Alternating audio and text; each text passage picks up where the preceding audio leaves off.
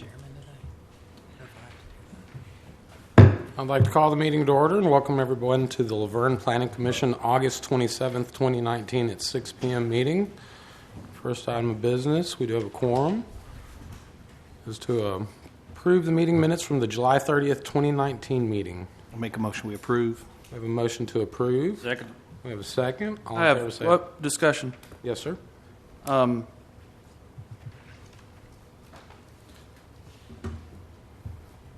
Do we have late arrival at present? Oh, there it is. Sorry. Never mind. Thank you. Just making sure. All in favor say aye. Aye. All opposed? Motion passes. First item of business, we'll turn over to the city attorney. It's the first item of business. Is there a motion to nominate and elect a chairman for a one-year term? Do we have a motion? Motion to nominate Earl Garvin. Is there a second? Second. All right, all in favor? Aye. All opposed? Motion passes. I will now turn this meeting back over to the chairman. Thank you all. Our second item of business is a motion to nominate and elect a vice chair for a one-year term. We'll entertain a motion. Make a motion we nominate Jimmy. Favorman? We have a second. I'll second it. We have a second. All in favor say aye. Aye. All opposed? Motion passes. Item number 3, motion to nominate and elect a secretary for a one-year term. I'll make a motion we elect Graham Coates. We have a motion. That. We have a motion and a second for Mr. Coates. All in favor say aye. Aye.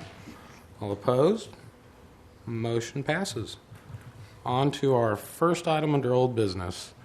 Site plan Laporte Building requested by Dale & Associates, property located at 5242 Murfreesboro Road, tax map 15, parcel 9, C2 Highway Service Commercial Zoning District, property owned by Jude Laporte. Mr. Logan. Thank you. This is 5242 Murfreesboro Road, and it is an existing building, and the applicant is not proposing to change the building or alter it in any way, but they are changing the use, and changing the use required it to come to the Planning Commission. So you can see it is zoned C2. This square right here is the site. So it's C2 on Murfreesboro Road, and some of the proposed uses that they would like to include are a church and a salon.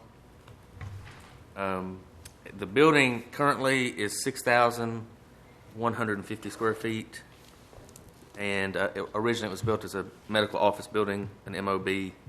So it's 6,150, and it's about a half-acre lot.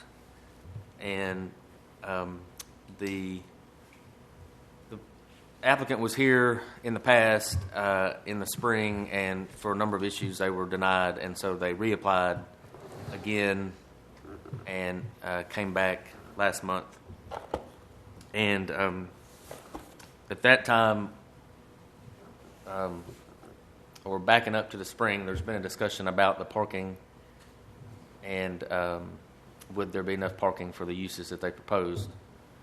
So they were around 26 back in May and June, and the plan that's in your packet tonight shows 35 spaces that they are proposing, and 32 would be required. So the parking has resolved. Here's another view. It's one-way traffic circulation around the building, and you can see the existing striping. So this is the back of the building, and it gets tight in places back there, and then this is looking back toward Murfreesboro Road. And that's the side, and that's the vacant lot beside it. So one of the issues has been on this northwestern side of the building. There was a lot of parked cars and whatnot there over the months, and some of those cars come and go. So depending on when the pictures are taken, sometimes there's cars, sometimes there's not. And so that leads to the issue of the spacing on that side. And as of 2 weeks ago, it was 9.2 feet, and that is still shown on the plan. But since then, the latest plan that was turned in to us shows a shared parking agreement and 18 feet on that side, which would be this side. 18 feet is what they're showing. So that's a general overview of the property. And I think that covers everything at this point. The comments that are in your report were written before the submittal last week, so it was still showing 9.2 feet. So I did want to cover that. And I'll be happy to answer any questions. Thank you. So all technical items are covered, Mr. Logan? You know, Dale and Associates has put their name on this boundary survey. It's not signed. Generally, when you get into cross-access easements and whatnot, there needs to be some kind of paperwork. So that's something maybe you all can talk to the applicant about. Please. Are you a representative of Dell and Associates, sir? Yeah. Thank Name you very and much. address for the record, So, sir. Roy Dale, Dell and Associates. Jude came to me some time ago about wanting to convert this building into another use, and so I helped him just prepare a plan because I thought it was a simple change of use. I didn't know that it was going to be that complicated. But we prepared a document. There were some concerns about the width on that one side of the building. And so we did survey the property. I didn't send it. It's a site plan, so we don't normally put a boundary or stamp a boundary survey on a site plan. But since the last meeting or at your workshop, I had him go to the adjacent property owner and come up with a shared common access agreement that's signed and notarized by both parties. And so I think that probably hopefully would alleviate the concerns because it shows 9 feet from the property line of the building, and now there's an 18-foot wide shared access. Very good. So- Does the city have a copy of that, sir? I don't think so. I don't know if that's the only copy they have, but you can have it, and we'll then get a copy later. I guess this is probably the original. So it's something that Jude actually got from the property owner. I can pass it around if you'd like to look at it. Please, sir, if you don't mind. I'll take a look at that.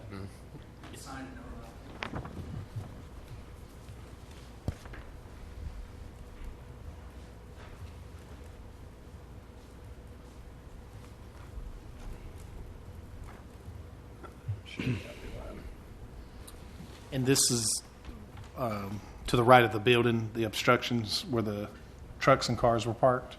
Is to the right of the building as you look at it from the roadway.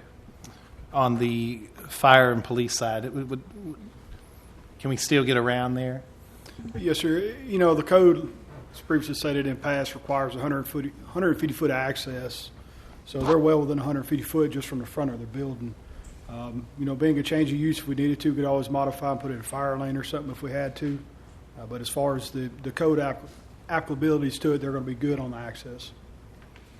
It was 9 feet. It's probably too narrow. That's why I just went ahead and requested him just to go ahead and get a document that is enforceable, that keeps that open so that you have good access around the building. And so, and then based upon that, then reconfiguring the parking in the front gives them enough space for his change of use. And Bo, did we, on the back side where the concern was with the parking, to eliminate the 2 spots there that you were talking, you and Adam were saying there wasn't enough room? Are you happy with that?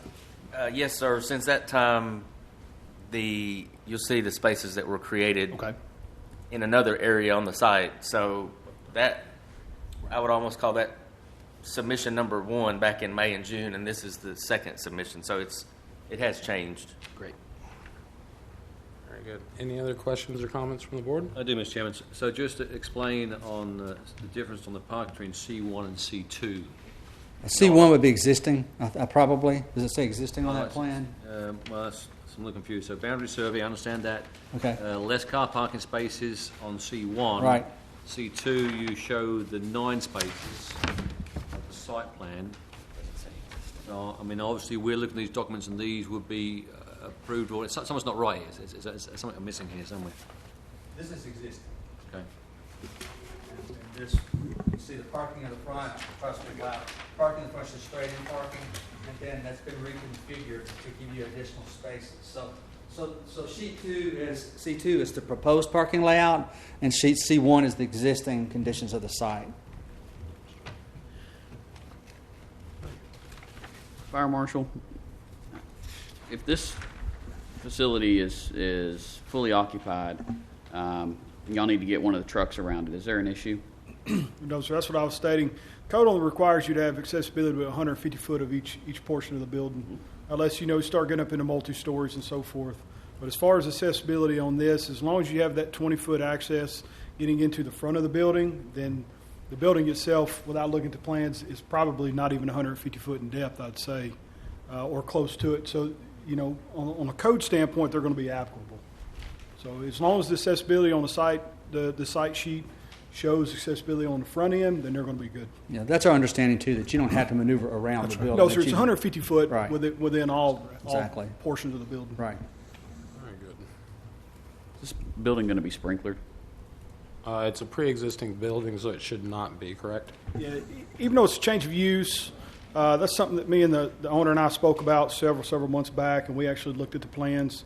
My understanding, this building is not going to have to be sprinkled. So from that standpoint, no, sir.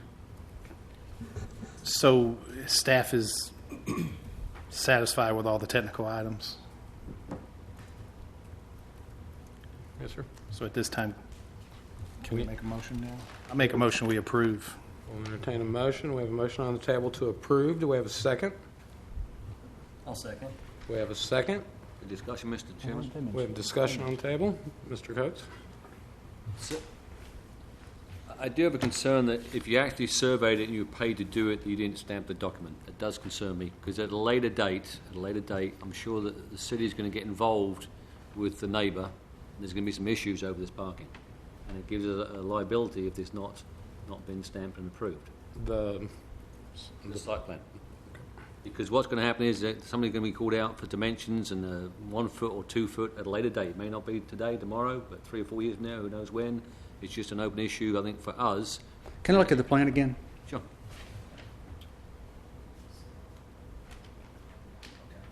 So, the site plan is signed, it's certified by me, an engineer. I don't know if it's on that front sheet or not. It's not. I wouldn't normally stamp that. Right. But it's not a problem if you'd like for us. I'll need to get that document back, the cross-access agreement. What we'll do is we'll make a copy of that. We'll give you a copy of the cross-access easement, and then I will bring a plan that has the first sheet stamped by one of our surveyors. Okay. And I appreciate that, thank you. Yeah, it's no problem. The second question I have is on the car park spaces you've added. Obviously, you've got sufficient now. I'm just the 2 car parking spaces adjacent to Mersborough Road. It's going to be an issue. Yeah. I don't care how Try you to draw put as it. many parking It's spaces on gonna there be as an I issue. could. I think there are probably 2 spaces more than they need, so you could probably remove those spaces. I mean, and staff have a comment on that. I mean, just you come right off the road, right into diagonal parking spot. It's going to be an issue. Well, I guess I'll speak for both of us to a certain degree. As far as a technical item, there's nothing within our regulations or zoning ordinance saying you can't do that. And in fact, you can look along Murfreesboro Road and see several examples that are within our code. As far as it being a wise idea, I don't particularly care for it, but as far as me being able to give it a technical opinion one way or the other, there's nothing strictly prohibiting it from a code standpoint or engineering standpoint. They are overparked to a certain degree. He's providing 35. I think 32 is the requirement. 32, yeah. So, those could be removed if that would be a condition that you would like to place on it. But once again, as far as a technical comment, I couldn't make it. We have a motion and a second on the table. So, go ahead, Mr. Holliday. Because the 18-foot shared drive access agreement is a critical element that has spoken directly to concerns that staff raised, I'm concerned that that 18-foot shared drive access is not striped or indicated in some manner. For that area to be maintained clear is of critical nature for the ongoing use and operation of this building. And for that reason, I'd like to inquire with staff, would it be reasonable for us to require striping of the 18-foot shared access easement? Once again, it would not be a technical item. It is not a requirement in our code or subdivision regulations or any other document promulgated by this body or adopted by this body. The other issue is that the ownership of said easement is actually split. And typically you cannot ask one property owner to cross that line and work on another property owner's parcel. You could request that, just as a safety item, that it be striped on the one side that they do own. That's not totally unreasonable.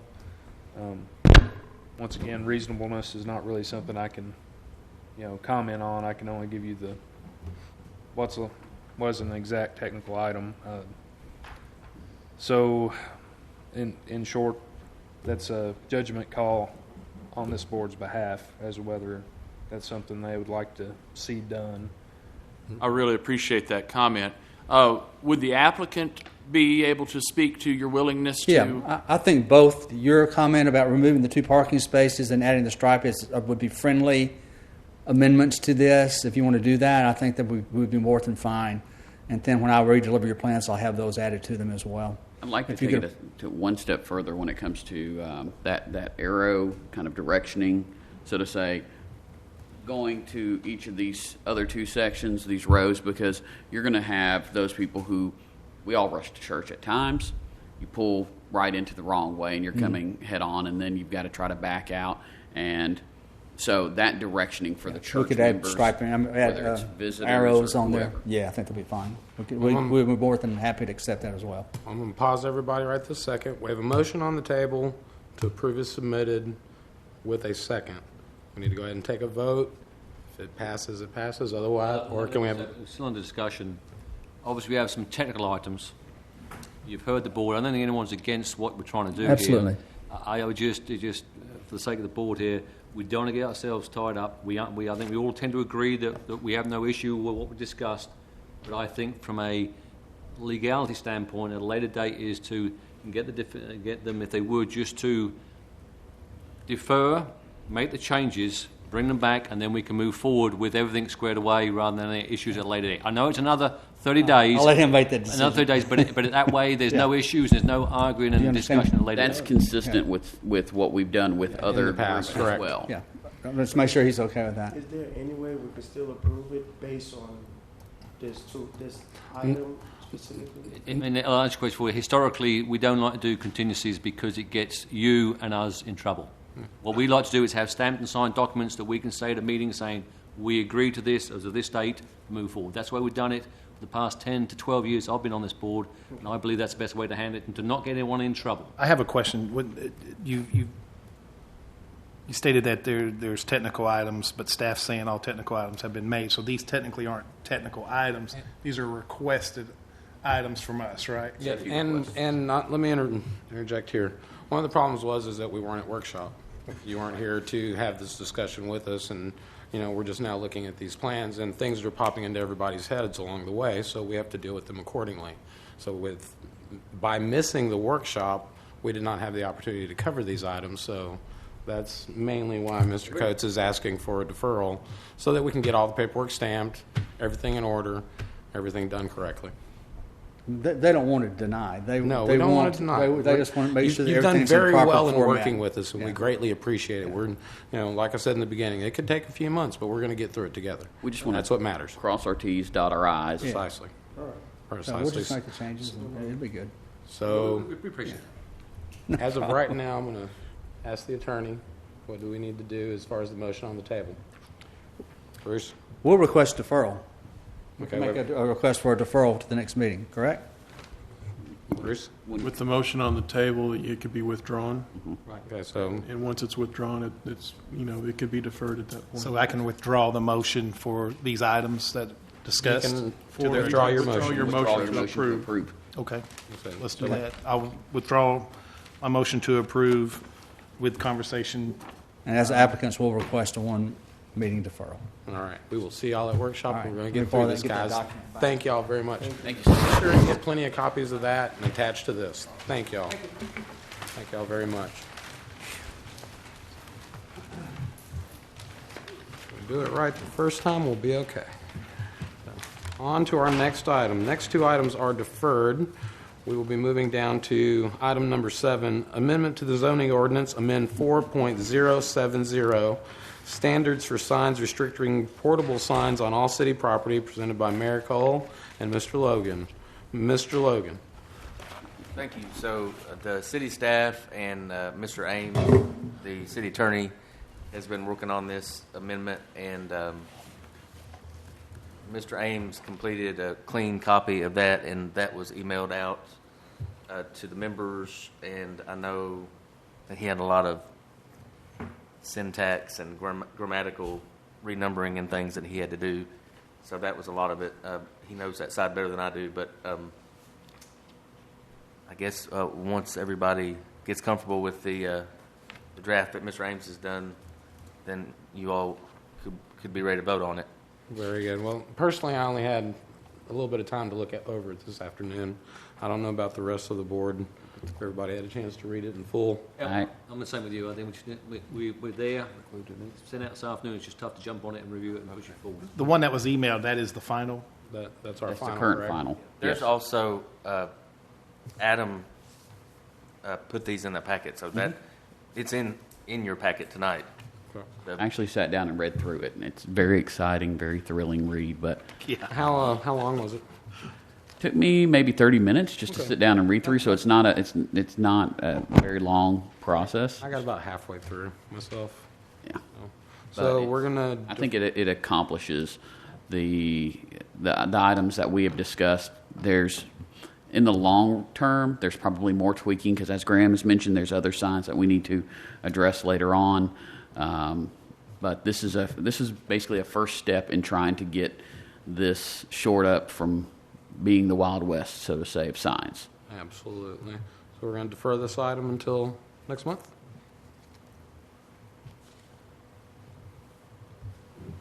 We'll move on to item number 8. Discussion of amendment to zoning ordinance, amend Article 5 to create new zoning district for office buildings presented by Miracle. It'll be deferred. This will be deferred. We'll defer this one as well. Yeah, we're still working on that square footage amount, so Very good. So item number 8 is deferred. Item number 9 and 10 are deferred, and we will be moving on to item number 11. Final plat The Ridge, Phase 3, requested by Womble and Associates, property located on Lake Road, tax map 32, parcel 2.06, R1 low-density residential zoning district, property owned by Mitchell Bowman. Mr. Logan. Thank you. This is for final plat of Phase 3 at the Ridge Subdivision, and this phase constitutes 73 lots, and those lots are on approximately 31 acres. And they've had some changes. I think they're only modifying 12 of these lots, more or less.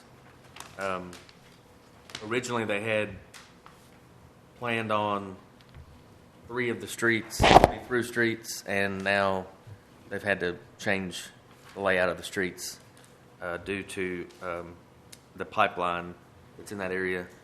And so they're requesting final plat approval to make those changes. And there were no technical items at the workshop, so I'll be happy to answer any questions. Very good. Any questions or comments from the board? I have one question from the engineer if he's here, please. Mr. Womble, if you'd be so kind as to step to the podium, state your name and address for the record. Danny Womble, 40 Middleton Street, Nashville, Tennessee. Just one question for me. Are all the lots buildable? Yes. So you don't see any issue with putting a house on there, any shaped house that meets the requirement of the zoning, and a house will fit on each lot without any variances? Yes, but with a qualification. Go ahead. As you all are probably aware, the more expensive homes in Laverne have been built in the first 2 phases of the subdivision. And I have had a couple of discussions with the home builder who is thinking about building some larger houses in this section, which would be more expensive houses than he originally had planned. And there were 2 lots that we discussed whether or not the house he wants to build would fit. And that's on lot 343 and 344. So the house he originally proposed will fit. The discussions we had was that if he decides he does not want to build on those 2 lots because he can't build a bigger house then I advised him that I would have to bring the plat back to this commission. And what we would probably do is ask the commission if you would allow us to take those 2 lots out and use them for an amenity center, maybe a clubhouse and a pool that would be located in that area.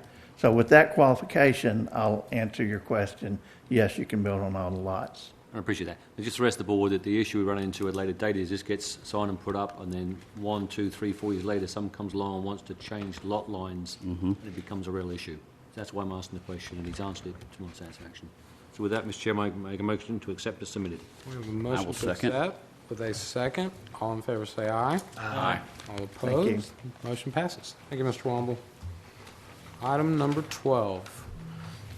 Recommendation to the Board of Mayor and Aldermen, Subdivision Acceptance, Mason Road Business Center, 3 lots, property located off Mason Road, I-2 zoning district, property owned by Mason Road Holdings West, LLC. Mr. Logan.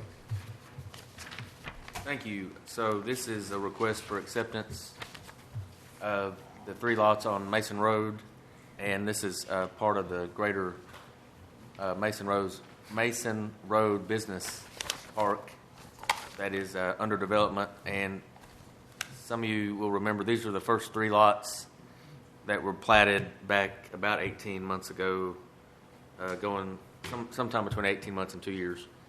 And so, of course, since that time, this is the old alignment of Mason Road with all the curves and hairpin curves and all that. So that's been taken out, and most of you probably driven on this. So the new road now follows this curve. So these are the 3 lots to the west of the new Mason Road. Right now, it does not involve anything to the east side of the new road. And everything is in order, so we'll be happy to answer any questions. Thank you, sir. Any questions or comments from the board? So basically, the staff is totally satisfied that we've reached a condition of acceptance. Mr. Coates, to answer your question, yes, they've provided their as-built surveys for all their stormwater structures, the road, water, sewer. I have their irrevocable dedication. Mr. Ames has reviewed it. They still have a few things to work on, but they're getting it back to me, and we've typically allowed them 2 weeks after the board's actually accepted things to, get all those minor issues worked out, which are mostly just wording issues on a form, so not anything to be particularly excited about. There are 2 pavement failures of note. We're still holding their bond. We still have their maintenance bond. They've actually developed since the punch list was cleared, so it's an active road. It's in use, so those types of things will happen. I have their assurance that they're going to, Jones Brothers Pavings will come out and fix those for us. Once we have their maintenance bond even reduced, it'll still be $120,000, so I don't see any problem fixing 2 potholes with $120,000. So, yes, they're very much complete. With that, Mr. Chairman, I'll make a motion to send a favorable recommendation to the Mayor and Alderman. We have a motion for a favorable recommendation to Mayor and Alderman. Do we have a second? Our second. We have a second. All in favor say aye. Aye. All opposed? We'll be sending a favorable recommendation to the Board of Mayor and Alderman for the acceptance of this subdivision or lots. Next item.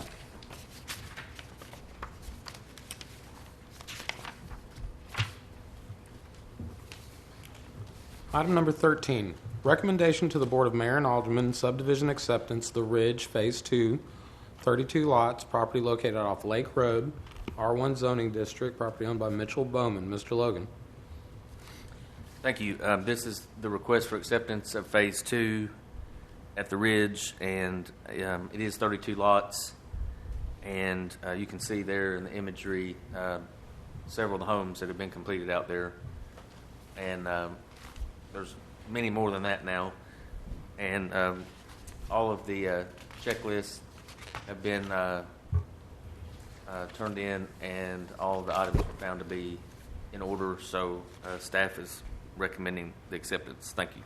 Thank you, sir. Any questions or comments? I will entertain a motion on this item. Make a motion we approve. Accept Recommendation. recommendation, yeah. Favorable or unfavorable? Favorable. We have a motion to send a favorable recommendation to Mayor and Alderman. Our second. Do we have a second? Yes, our second. We have a second. All in favor say aye. Aye. All opposed? Motion passes. Next item.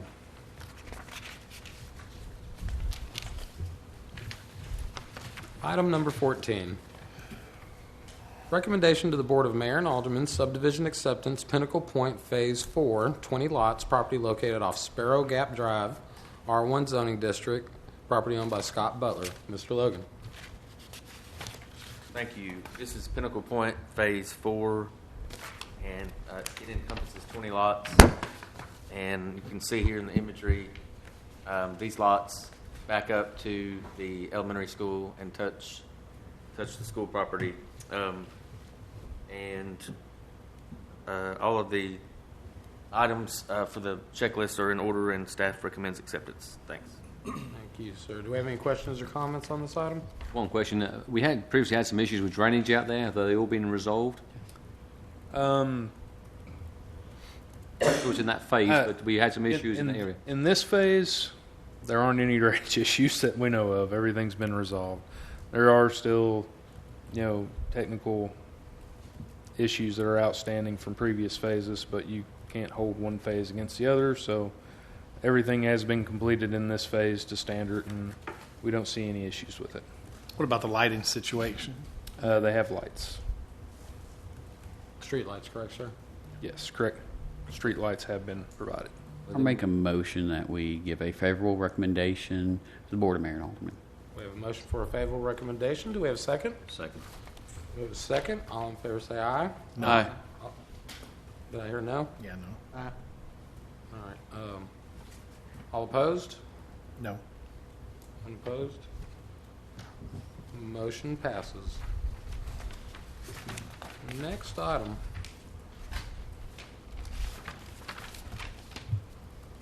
Recommendation to the Board of Mayor and Aldermen, subdivision acceptance, Cottages of Lake Forest, Phase 6A, 24 lots, property located off Jones Mill Road, south of Morningside Drive, R3 zoning district, property owned by Hines Group. Mr. Logan. Thank you, Mr. Chairman. This is a request for acceptance of the Cottages of Lake Forest, Phase 6A, and this comprises 24 lots. And you can see those there in the photo. And this property is zoned R3, high-density residential, and all of the items in the checklist are in order, and staff recommends acceptance. Very good. Questions or comments? Chairman, I'll make send a favourable recommendation to the Mayor and Aldermen for this. Just ensure the staff would that the property located off Jones Mill Road and South Morningside is removed, because that's not a correct description. Is that noted, staff? Mr. Logan? Yes, sir. I was looking in the report. It's correct in the report.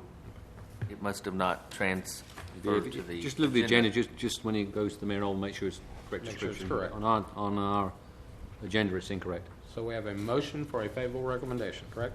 Correct.